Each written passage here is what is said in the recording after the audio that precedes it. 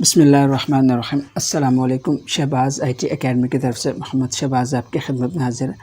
आज हम पढ़ेंगे माइक्रोसॉफ्ट एक्सेल कंप्लीट कोर्स की क्लास 26 को। इस क्लास के अंदर हम पिवट टेबल के कुछ मज़ीद ऑप्शंस को देखेंगे। तो देखें, लास्ट में देखा था कि हम पिवट टेबल को कैसे बना सकते हैं, उसके अंदर कैसे हम फील्ड्स को ऐड करके और कैसे फ़िल्टर्स अप्लाई करके अपनी मर्ज़ी का जो डाटा है वो ले सकते हैं। तो आज हम इससे थोड़ा सा आगे बढ़ते हैं और मज़ीद चीज़ें देखते हैं। देखिए, हमने लास्ट टाइम क्या किया था कि हमने फ़िल्टर लगाए और यहाँ पर रोज़ में डाटा ऐड किया। अगर हम ये देखना चाहते हैं अगर हमने वैल्यूज़ के अंदर भी डाटा रखना है तो उसको कैसे हम देख सकते हैं। तो देखें, हम दोबारा से अपने इस चार्ट के डाटा के ऊपर आते हैं। यहाँ पे कहीं पे भी कर्सर रख लेते हैं, इंसर्ट में जाते हैं, यहाँ से पिवट में जाते हैं, यहाँ से पिवट टेबल को इनेबल करते हैं और यहाँ से इसको हम ओके कर देते हैं एक न्यू शीट के ऊपर। तो देखें, एक न्यू शीट आ गई मेरे पास। तो मैं ज़रा अपने कर्सर को हाईलाइट कर लेता हूँ ताकि आपको आसानी हो। तो मैं इसको जूम आउट करता हूँ। तो देखिए, मेरा कर्सर ये हाईलाइट हो गया। इंशाल्लाह मैं इसके ऊपर एक वीडियो बनाऊंगा कि आप अगर ट्यूटोरियल्स रिकॉर्ड करते हैं, यूट्यूबर हैं, कंटेंट क्रिएटर हैं और आप चाहते हैं कि जो है अपना इस तरह से कर्सर हाईलाइट करें, और अगर आप कहीं पे फोकस करना चाहते हैं तो आप उसको ऐसे फोकस करके दिखाएं। और कहीं पे अगर आपने कोई सिंबल यूज़ करना है, जैसे फोकस करके दिखाना है, तो वो कैसे दिखा सकते हैं। अगर आपने इसको सिंबल यूज़ करना है तो वो कैसे दिखा सकते हैं। तो मैं इंशाल्लाह इसके ऊपर वीडियो बनाऊँगा। जैसे फोकस किया है और हाईलाइट किया तो कैसे कर सकते हैं, इंशाल्लाह इसके ऊपर आपको मैं वीडियो बना के दिखाऊंगा। इस तरह से अगर आपने कहीं पेन लेना हो, पेन से कोई चीज़ शो करनी हो तो भी आप कैसे कर सकते हैं। ये मैं आपको एक हल्का सा चीज़ दिखा देता हूँ। जैसे फर्स्ट कर आपने कहा किसी आपने पेन लेना है तो आप पेन लेके कैसे किसी चीज़ को हाईलाइट कर सकते हैं। ये पेन लिखेगा नहीं, ये जैसे आपको क्लिक करने के लिए अगर आप किसी को कोई चीज़ ऐसे हाईलाइट करके दिखाना चाहते हैं तो आप कैसे कर सकते हैं। यहाँ से देखें, मुख्तलिफ इसके ऑप्शन, अगर आपने फोकस करके दिखाना है तो आप फोकस करके दिखा सकते हैं। यहाँ से भी ऑप्शन चूज़ कर सकते हैं और आप इसके लिए कोई शॉर्ट की असाइन कर सकते हैं तो आप उस तरह से भी करके दिखा सकते हैं। तो इंशाल्लाह इसके ऊपर मैं वीडियो बनाऊंगा। तो फ़िलहाल हम इसको नॉर्मल करते हैं और अब हम देखते हैं कि हम पिवट टेबल के कुछ मज़ीद ऑप्शंस को देखते हैं। देखिए, यहाँ पे पिवट टेबल आ चुका है मेरे पास। अब मुझे क्या चाहिए, फ़र्स्ट करें कि मैं चाहता हूँ कि मुझे एक एग्जेक्टिव का डाटा चाहिए। ये सेल एग्जेक्टिव्स हैं। अब मैं चाहता हूँ कि इन सेल एग्जेक्टिव्स ने, मतलब ये पर्सनस हैं जिन्होंने सेल की है, और इनका मुझे डाटा चाहिए रीजन के हिसाब से कि कितने रीजन में, किस रीजन में कितनी सेल हुई। तो मैं इसको जैसे रीजन को मैंने पकड़ा है यहाँ से और पकड़ के मैंने वैल्यूज़ के अंदर ड्रॉप कर दी है। तो देखें, ये मेरे पास मैनेजर्स या सेल्स एग्जेक्टिव्स, और यहाँ पे इनकी सेल आ रही है रीजन्स के हिसाब से, किस रीजन में कितनी सेल हुई। तो इस तरह से भी आप इसको कर सकते हैं। इसी तरह से अगर आप चाहते हैं कि यार नई प्रोडक्ट्स भी साथ बताएं, कितनी प्रोडक्ट्स, कौन कौन सी प्रोडक्ट्स इन्होंने सेल आउट की हैं, तो आप यहाँ पे जाके प्रोडक्ट्स को भी आप रोज़ में रख सकते हैं। तो इस तरह से आपको पता चल रहा होगा। देखें, एग्जेक्टिव 1 ने ये प्रोडक्ट सेल की हैं और इतने इतने इनकी जो है वो जो अमाउंट है वो इसका सेल हुआ है। तो इस रीजन में इतनी इतनी इनकी सेल्स हुई है। तो इस तरह से आप इसको कॉन्फ़िगर कर सकते हैं। अब देखिए, यहाँ पे मैं थोड़ा सा जूम इन करके दिखाता हूँ आपको। यहाँ पे देखिए, आपके पास यहाँ पे एक माइनस बटन नज़र आ रहा है। अगर आप इसको जस्ट क्लोज़ करेंगे तो यहाँ से देखिए माइनस क्लोज़ हो जाएगा। तो इस तरह से आप एग्जेक्टिव के हिसाब से भी सेल देख सकते हैं और यहाँ से इसको क्लोज़ भी कर सकते हैं। एक्सपैंड करेंगे, यहाँ से प्लस के ऊपर क्लिक करेंगे, देखिए यहाँ पे एक्सपैंड हो जाएगा। पता चल जाएगा भाई इस एग्जेक्टिव ने या एक्स मैनेजर ने इतनी इतनी सेल की है रीजन्स के अंदर। अभी क्योंकि रीजन्स सारे इकट्ठे ही आ रहे हैं तो आप इसको अलग अलग भी कर सकते हैं अगर आप यहाँ पे इसको फ़िल्टर लगा के चूज़ करना चाहें तो इस तरह से आप वैल्यूज़ रख सकते हैं। लेकिन एक और चीज़ देखिएगा, जब हमने यहाँ पे इसको वैल्यूज़ में रखा है तो यहाँ पे आ रहा है काउंट ऑफ क्वार्टर। ये काउंट करके बता रहा है आपको। ये मतलब क्या है कि आपने कीबोर्ड कितने बेचे हैं, कीबोर्ड 6 बेचे हैं, लैपटॉप 11 बेचे हैं, मॉनिटर 10 बेचे हैं, माउस 6 बेचे हैं। तो ये काउंट करके बता रहा है। आपने कहा नहीं मुझे काउंट नहीं चाहिए, मुझे इसका सम करके बता दें, तो सम करके बता देगा। अगर आपके पास सम्स की वैल्यू है, देखिए इसने एक तो काउंट किया है, दूसरे ने इसने इन सब प्रोडक्ट्स को सम करके ये बताया कि भाई इस मैनेजर ने, एग्जेक्टिव 1 ने 51 प्रोडक्ट्स सेल की हैं, जिसमें माउस कीबोर्ड्स जो हैं वो 6 हैं और लैपटॉप 11 हैं और माउस मॉनिटर 10 है। इस तरह से करके तो अब इसने काउंट, यहाँ पे इसने काउंट करके बताया, यहाँ पे इसने इसका सम भी आपको बता दिया। तो आप यहाँ से इसको डायरेक्ट ऐसे भी कर सकते हैं और ऐसे भी कर सकते हैं।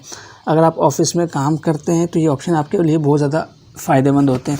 हम जब कॉलेज में या ऑफिस में काम करते हैं तो वहाँ पे हमें डाटा को मुख्तलिफ उसमें चाहिए होता है। अब जिन लोगों को पिवट टेबल नहीं आता उनको तो यही लगता है कि काफ़ी ज़्यादा कॉम्प्लिकेटेड है। अब हमें बॉस अगर कहता है कभी आप डाटा में से ये चीज़ें फ़िल्टर करके दें, और वो ये समझते हैं कि शायद हमें थोड़ा टाइम लगेगा तो आधा घंटा 1 घंटा दे देते हैं, और आप यकीन कीजिए हम जस्ट विदिन 1 to 3 मिनट्स या 5 मिनट्स और कुछ ज़्यादा कोई कॉम्प्लिकेटेड डाटा हो तो उसको करके बैठ जाते हैं और एंजॉय करते रहते हैं। तो ये उसी वक्त होता है जब आपको एक्सपर्टीज़ हो अपने टूल्स के अंदर। अगर आप अपने टूल्स को सीखेंगे नहीं, वक्त के साथ इसके अंदर अपडेट्स नहीं आपको पता नहीं होंगी, तो फिर आप जो है ना वो घंटों खर्च करते रहेंगे, तब भी आपसे आपकी मर्ज़ी का रिज़ल्ट नहीं निकल सकेगा। तो इस तरह से आपने किया। आपने कहा भाई यूनिट प्राइस का ही बताया, तो आप चाहें तो प्राइस को यहाँ पे आप रख सकते हैं कॉलम्स में। तो आपको बता रहा होगा भाई कि जो आपने 6 चीज़ें बेची हैं, लैपटॉप ये जो कीबोर्ड्स बेचे हैं, ये कितने प्राइस के थे। तो इनकी ये प्राइस जो यूनिट प्राइस जो है आगे में 6 की इतनी यूनिट प्राइस है। तो आप इसको 6 से डिवाइड करके पता चल जाएगा कि एक की कितनी प्राइस है। तो इस तरह से आप इनकी प्राइस को भी कर सकते हैं। तो ये तरीक़ा होता है। अब देखें, अगर आप ये चाहते हैं, क्या देखें यहाँ पे आपके पास इसने खुद से रखा है। या अब देखें यहाँ पे क्वांटिटी थी ना, तो इसने क्वांटिटी को काउंट करके बताया कि 6 माउस और 11 लैपटॉप और ये सारा। लेकिन यहाँ पे प्राइस थी आपके पास, तो इसने प्राइस को सम करके बताया कि भाई 6 कीबोर्ड्स हैं, उनकी टोटल प्राइस ये है।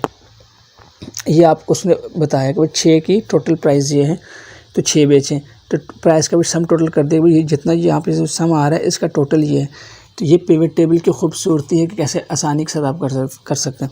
अगर आप ये चाहते हैं यार यहाँ पे मुझे काउंट ऑफ क्वार्टर ना लिखा हुआ है, तो आप इसको चेंज कर सकते हैं। आपने इसको डबल क्लिक करना है, तो जब डबल क्लिक करेंगे तो आपके पास यहाँ पे फील्ड के ऑप्शन खुल जाते हैं। तो यहाँ से आप इसको चेंज कर लें। आप अपनी मर्ज़ी की हेडिंग रख सकते हैं। तो यहाँ पे आपसे कहते हैं क्वांटिटी, आप यहाँ पे लिख सकते हैं भाई क्वांटिटी सोल्ड, ये रखा। और बाकी ऑप्शन को हम नहीं छेड़े, इंशाल्लाह मैं आगे तफसील से पढ़ाऊँगा। बस मैं ओके किया तो देखें क्वांटिटी सोल्ड का ऑप्शन आ गया। तो मतलब ये है कि ये तो खुद से कैप्शन रखता है, लेकिन आप इसको चेंज कर सकते हैं। तो यहाँ पे अगर आपको देखें सम ऑफ यूनिट प्राइस है, तो आप चाहते हैं भाई सिर्फ यूनिट प्राइस चाहिए, तो आप क्या कर सकते हैं, अपने कीबोर्ड से F2 भी दबाएंगे तो देखें कर्सर एडिटिंग मोड में आ गया। तो आप शुरू का जो सम ऑफ है उसको उठा दें और जस्ट कहें यूनिट प्राइस, ओके कर देंगे। सॉरी एक मिनट, ये मसला करे तो आपने आप इसको डबल क्लिक करें और यहाँ से आप इसको कर दें यूनिट प्राइस। तो यहाँ से आप इसको ओके कर देंगे। अच्छा, वो कह रहा है कि ये प्राइस ऑलरेडी एग्जिस्ट कर रही है, इसलिए उसका नाम चेंज नहीं कर रहा। तो आप इसको नाम कुछ और रख सकते हैं। आप टोटल, आप शुरू में अगर टोटल लगा दें, टोटल यूनिट सोल्ड, ये यूनिट प्राइस लग दें। देखिए क्योंकि वो पहले ये जो फील्ड जो नाम हम रख रहे हैं वो नाम इस फील्ड में पहले से मौजूद है, इसलिए उसको वो रख नहीं रहा। तो देखिए अब टोटल यूनिट प्राइस आ गई कि भाई इसकी जो है 6 की यूनिट टोटल प्राइस इतनी है, 11 कितनी है, 10 कितनी है, सारा का सारा आ गया। तो इस तरह से आप इसको मज़ीद कॉन्फ़िगर कर सकते हैं। अब देखें जब आपने यहाँ पे ये रखा है, तो अब हमने तो क्योंकि कॉलम्स के अंदर डाटा डाला था, वैल्यूज़ में डाला था, यहाँ पे इसने कॉलम्स का भी बता रहा है। ये इसमें फार्मूला जो अप्लाई करता है खुद ही अप्लाई करता है, तो ये उसकी डिटेल आ रही थी। अगर आप इसको यहाँ से रिमूव करेंगे तो यहाँ से सब ये भी रिमूव हो जाएगा। तो इस तरह से आप इसको मज़ीद कर सकते हैं। तो आगे अगर आप चाहते हैं क्वार्टर के हिसाब से क्वार्टर को यहाँ पे शो करना, तो भी कर सकते हैं। तो इस तरह से ऑप्शन है इसके, इससे आप ये एनालाइज़ कर सकते हैं अपने जो डाटा है उसको। तो मज़ीद आगे चलते हैं, आगे देख लेते हैं।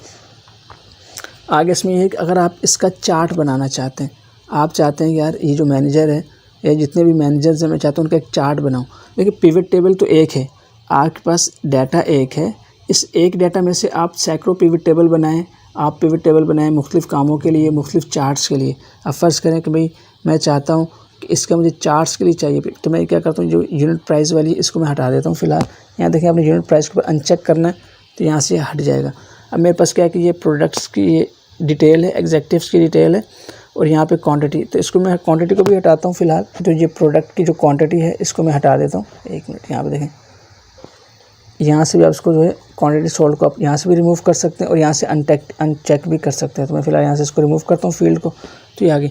अब मुझे एक चार्ट बनाना है। चार्ट कैसे बनाना है, मैं कहता हूँ कि किस मैनेजर ने कितनी सेल की है, तो ये मैं देखना चाहता हूँ। तो मैंने क्या किया है, एग्जेक्टिव और प्रोडक्ट्स है। तो मैं इसकी प्रोडक्ट को आप चाहें तो सामने रख दें। ये देखें, ये प्रोडक्ट्स हो गई। इस एग्जेक्टिव ने इतनी प्रोडक्ट्स सेल की हैं, नाम नहीं आ रही, बस सेल कितनी की ये। अगर हम इसका चार्ट बनाना चाहते हैं सिर्फ, तो मैंने एग्जेक्टिव को यहाँ पे रोज़ में रखा और वैल्यूज़ के अंदर इसकी सेल को रखा कि कीबोर्ड सेल की जितने भी सेल की, मतलब टोटल कितनी सेल की है, बस ये देखना चाहते हैं। अब मुझे इसका चार्ट बनाना है, तो इस डाटा के ऊपर हम क्लिक रखेंगे, यहाँ से पिवट एनालाइज में जाएंगे और यहाँ पर देखें पिवट चार्ट का ऑप्शन आ रहा होता है। मैं इसको क्लिक करता हूँ।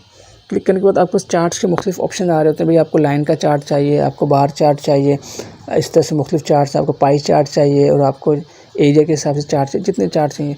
मैं फ़िलहाल कहता हूँ भाई मुझे जो है एक कॉलम्स वाला चार्ट चाहिए। तो फ़िलहाल ये आसान सा सीधा सा मैं कॉलम वाला चार्ट लिया। फिर आगे आपके पास मुख्तलिफ ऑप्शन हैं, तो मैं कहता हूँ ये वाला कॉलम वाला चार्ट ले लें या फर्स्ट वाला, फ़िलहाल फर्स्ट वाला ले लेते हैं। इसको मैं ओके करता हूँ। तो देखें मेरे पास इस डाटा के हिसाब से चार्ट बन चुका है कि मैनेजर ने कितनी कितनी सेल की। अब मैं ये नहीं कहता कि यार इतने सही आते कि खिचड़ी पक गई है। अब मैं कहता हूँ नहीं, मैं सिर्फ 2 मैनेजर्स का तकाबुल करना चाहता हूँ, यार मैनेजर 1 और 2 ने कितनी सेल की। तो आप यहाँ से इसको क्या करेंगे, इसको मज़ीद फ़िल्टर लगा सकते हैं। आप फ़िल्टर कैसे लगाएंगे, आप यहाँ पे जाएँ, देखिए फ़िल्टर का ऑप्शन आता है, यहाँ पे क्लिक करें और आपने कहा सबका नहीं चाहिए, मुझे बस ये बताओ जो फर्स्ट, इसको अनचेक करेंगे और यहाँ से फर्स्ट वाला और 11 वाला, इन दोनों का बस डिटेल बताएं कि इसमें किसने कितनी सेल की। अब आप देखें जो फर्स्ट एग्जेक्टिव है इसकी सेल इतनी और इसकी सेल इतनी, लेकिन अब आपको एक ग्राफ से तो नज़र आ रहा है तकरीबन दोनों इक्वल हैं, 51 सेल की है। मैं चाहता हूँ कि मुझे यहाँ पे इसके ऊपर वैल्यूज़ नज़र भी आएँ। तो अब आप ये चाहते हैं कि यार इनका जो डाटा है वो इनके ऊपर नज़र भी आए, तो उसके लिए आपने क्या करना, देखिए आपको सामने दो टैब नज़र आ रहे हैं, एक तो पिवट एनालाइज का है, इसका डिज़ाइन का टैब आ चुका है, फॉर्मेट का आ चुका है। ये फॉर्मेट वाले तो वही है, पिक्चर जैसे आपने फॉर्मेट करनी है वो कर सकते हैं, मतलब इसका इनका कलर क्या रखना है, इस बॉक्स का कलर क्या रखना है, ये सब यहाँ से आप चेंज कर सकते हैं। फिलहाल हम आगे बताएंगे, मैं जैसे आपको एक रफ बता रहा हूँ कि आप चार्ट कैसे बना सकते हैं। अब मैं यहाँ पे आता हूँ और यहाँ मुझे अगर मैं चाहता हूँ यार इसके वैल्यूज़ शो हों, इसके ऊपर वैल्यूज़ शो हों कि कितनी वैल्यू आ रही है, मतलब इसने कितनी सेल की, तो यहाँ पे सेल नज़र आनी चाहिए।